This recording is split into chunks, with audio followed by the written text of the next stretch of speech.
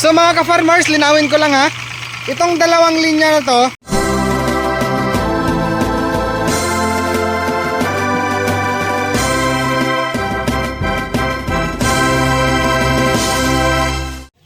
mga ka-farmers, magandang hapon po, no? Hapon na ngayon kasi talagang kakarating ko lang po, lumipas ang 30 minutes. So, ito mga ka-farmers, bumili ako ng bagong power sprayer sa bayan po ng San Jose, sako po sa Antique Province. So ngayon, hindi ko diniritso itong binili namin, o binili ko, hindi ko diniritso sa babuyan ko kasi alam mo naman guys, no, sa aking na-advise dati sa ibang video ko na pag something or anything na binili natin para sa babuyan, ito muna, alcohol. O, diba? Diba? Disinfect muna. Hindi tayo pwede magdiritso sa babuyan. So, na-assemble na namin. Pasensya na, may shortcut ako ngayon. Ito, hindi kasama to sa pagbili ko. So, ito yung kanyang makina. No, dinamo yan, no? Kasama ko si Bayaw, si Bilas iyan ko. So, siya ay bakasyones. Kasi nga walang biyahe sa Barko Patana. Wala pa siyang biyahe sa Barko, no? Nagbakasyon siya. So, merong dalawang pambelt. Halika, pakita mo, may. Dalawang pambelt, mga ka-farmers. No? Ang size ng pambelt, pakita mo sa camera, A-1016. Then dito ka-farmers, ito ang brand po Kawasaki mga ka-farmers. So iba-iba ng ano, ito ang horsepower dito nakalagay. Meron ditong horsepower na nakalagay na 1 to 2 horsepower, no? Ayan, so may kasama pong mga ano, mga rubber, no, ito. Ayan, mga reserva po ito mga ka-farmers. So dito shortcut tayo bago tayo mag-announce sa presyo mga ka-farmers.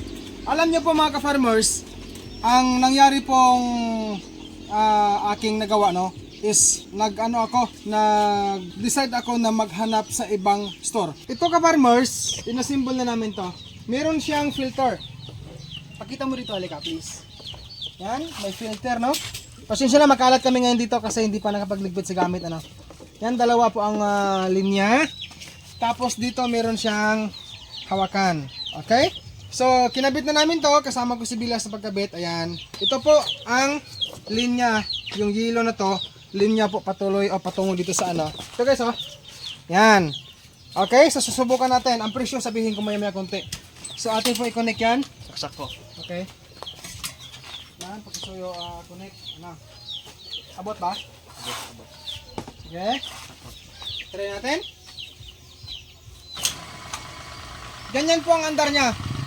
Lapit ko sa gitna. Yan.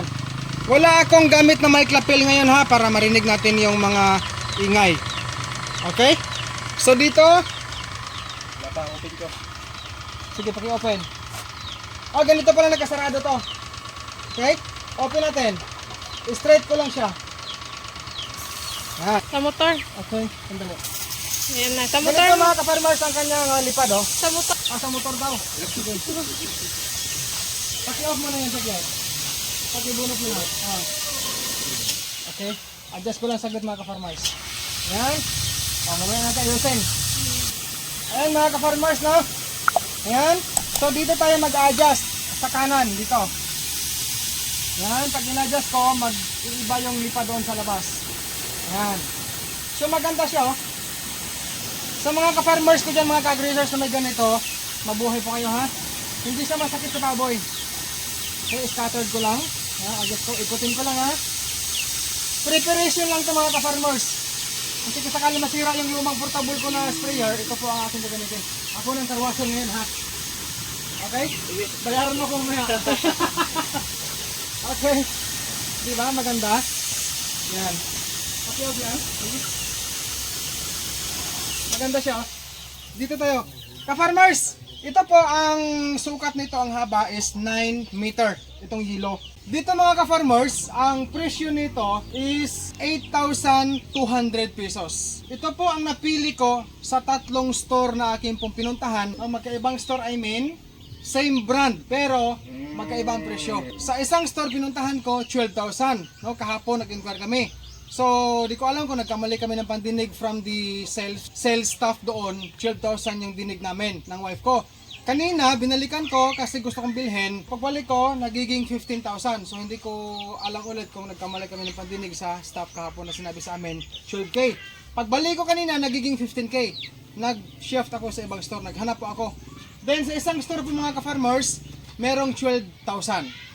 Then sabi ko, gusto ko nang bilhin. Ang problema, may damage po, no?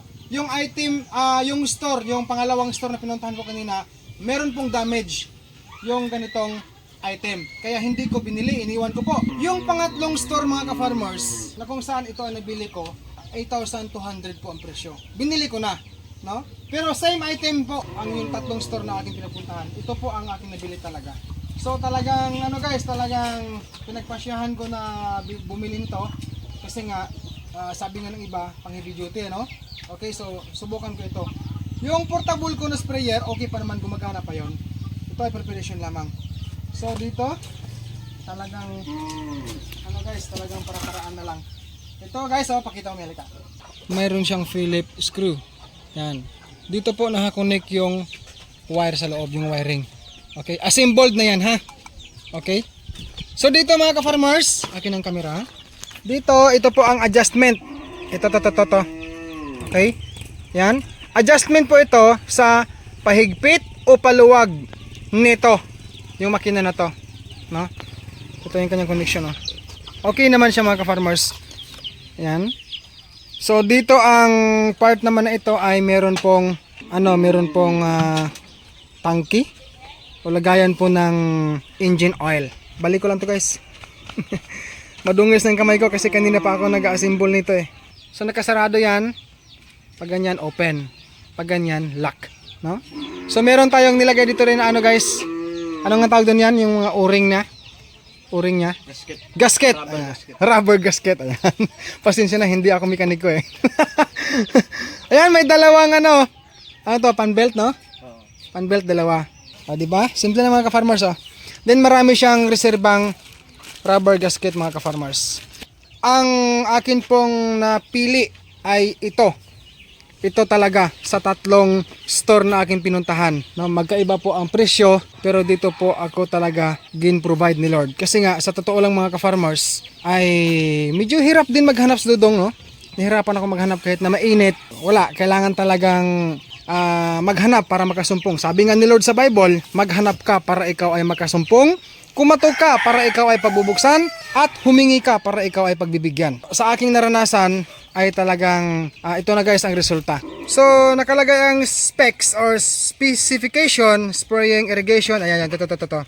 Yan. So meron dito nakalagay mga ka-farmers na yung sa power niya, yung motor 1 to 2 horsepower. Ang engine 3.5 to 4. Ano yung PS yan? PSI. Lipat tayo dito mga ka-farmers sa ano. Itong makina yan, no? Tama yan, no? Okay, motor. Dito nakalagay ay yung capacitor start motor 1.5 horsepower, 220 volts. So mga ka-farmers, linawin ko lang ha. Itong dalawang linya na to, ito po ang return. Ganito yan. Itong isa na to, yung merong filter, input to input. Ibig sabihin, mula sa drum o yung tubig na yan, papasok dito. Yan, dadaloy dyan. At magdidiretso dito. Yan, input yan. Ito namang isa, return. Okay, return. No? Kaya wala siyang filter. Ano, kumusta ka na dyan? Tapos na mga ka-farmers, malinis na yung motor niya mga ka-farmers, oh. Ayan, so chinik ko ang lipad ng tubig mga ka-farmers. Maganda siya, suwabe siya, smooth siya pag tumama sa balat at sa kamay. So hindi yan masakit sa baboy, no? Inuna mo na yung motor, limpyo, linis bago baboyan kasi maya maya guys, i-disinfect ko to ulit ang aking makina na to. Ayan, bago ko ipasok sa baboyan yan.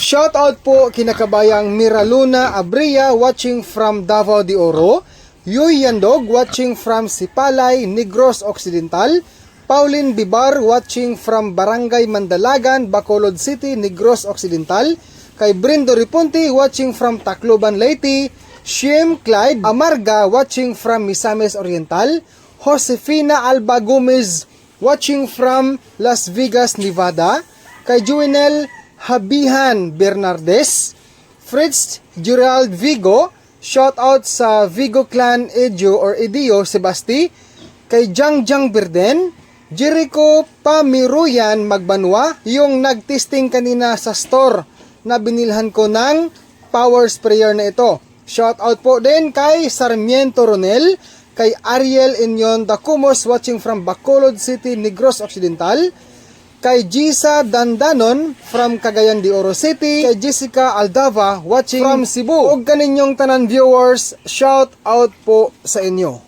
Ayan mga ka-farmer, salamat sa inyong pagpanood sa video na ito. Grasya na ito. Ito po ay kabilang sa bagong material blessing na natanggap ni Dodong mula kay Lord, mga ka-farmers. Ayan. So pasalamatan natin si Lord sa mga blessings na ating natanggap. Hindi lang sa financial blessing, sa physical blessing, sa material blessing, kasama yan. Ito, mga gamit, mga bagay-bagay. Siyempre yung tinatawag natin na spiritual blessing ang pinakamahalaga sa lahat. Thank you. Yan, salamat ha.